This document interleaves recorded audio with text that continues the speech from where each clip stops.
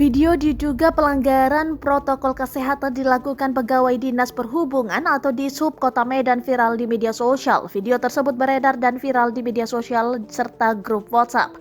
Dalam video terlihat sejumlah pegawai Dinas Perhubungan Kota Medan berjoget dan memamerkan uang. Bahkan mereka juga ikut bernyanyi mengikuti musik. Video tersebut juga mendapatkan sorotan karena mempertontonkan pelanggaran protokol kesehatan.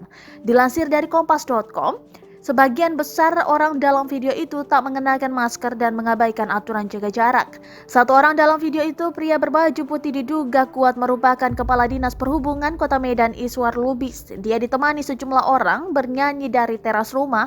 Rumah tempat acara itu ditengarai merupakan rumah Iswar.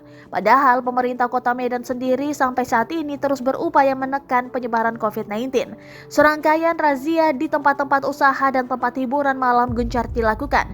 Ironisnya, pelanggaran prokes justru diduga terjadi di rumah pejabat pemerintah Kota Medan sendiri.